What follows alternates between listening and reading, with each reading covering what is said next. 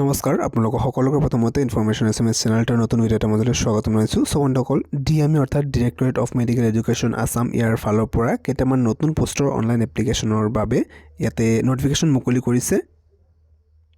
তো বন্ধুসকল এইটো আপোনালোকে চাওক, ইয়াতে ইয়াৰ আগতে যেটো পোষ্ট মুকলি কৰিছিলে এইটো আপোনালোকে চাব পাৰে, যেটো গ্ৰেড 3 এ গ্ৰেডৰ পোষ্ট আছিলে, টেকনিক্যাল পোষ্ট আছিলে এইকেইটা। তাৰপিছত ইয়াতে গ্ৰেড 3 নন টেকনিক্যাল পোষ্টও মুকলি কৰিছিলে, প্লাছ ইয়াতে আপোনালোকৰ গ্ৰেড 4ৰ পোষ্টও মুকলি কৰিছে। আপোনালোকক দেখুৱাই আছোঁ, এয়া চাওক, এইটো জানুৱাৰী 2000 ইয়াতে ফেব্ৰুৱাৰী 1 ফেব্ৰুৱাৰী 2023 মুকলি কৰিছিলে। এইকেইটা গ্ৰেড 4ৰ পোষ্ট আছিলে, ইয়াতে ভালেকেইটা পোষ্ট আছিলে আৰু ইয়াতে এপ্লিকেশ্যন লোৱা হৈছিলে আৰু তাৰ লগতে গ্ৰেড 3 টেকনিক্যালৰ কিছুমান পোষ্টৰ এপ্লাই চলিছে।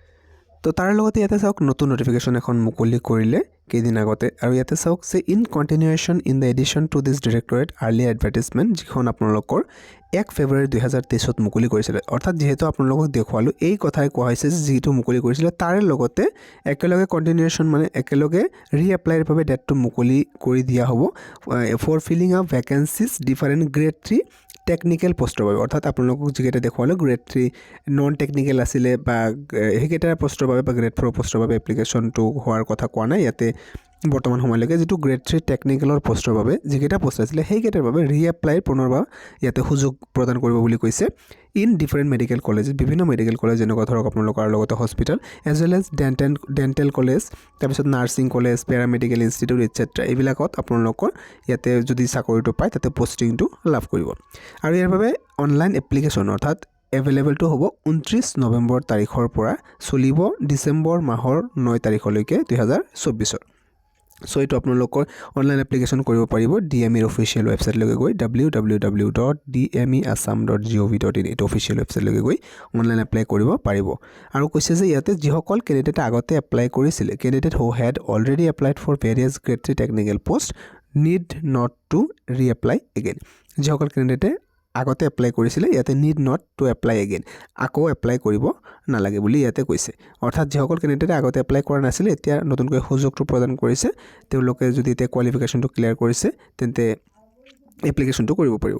তাৰপিছত কৈছে এলিজিবিলিটি ক্ৰাইটেৰিয়াসমূহ ডিফাৰেণ্ট পোষ্টৰ বাবে ডিফাৰেণ্ট এলিজিবিলিটি ক্ৰাইটেৰিয়া বিচাৰিছে। ইয়াতে আপোনালোকে চাব পাৰে গ্ৰেড 3 টেকনিক্যাল পোষ্ট, আৰ্টিষ্ট আছে, বিভিন্ন ধৰণৰ আপোনালোকৰ ইয়াতে পাৰ্টিকুলাৰ ITI, তাৰপিছত কিছুমানৰ ইয়াতে মেডিকেলৰ বা কিছুমান স্পেচিফিক ইয়াতে আপোনালোকৰ কোৱালিফিকেশ্যন বিচাৰিছে HSLC অৰ্থাৎ হায়াৰ ছেকেণ্ডেৰী পাছ, লগতে ইয়াতে আপোনালোকৰ কিছুমানৰ graduation plus extra DTP certificate, বা কিছুমানত চাওক ডেণ্টেল চেয়াৰ ছাইড এছিষ্টেণ্ট ইয়াতে হায়াৰ ছেকেণ্ডেৰী পাছ অকল সেইটো বিচাৰিছে, গোটেইকেইটা ডিপ্ল'মা বিচৰা নাই, কিছুমানৰ অকল হায়াৰ ছেকেণ্ডেৰী পাছ পোষ্টটো ইয়াতে আছে চাওক, যেনেকুৱা চাওক আপোনালোকে 12 নম্বৰ পোষ্টটো।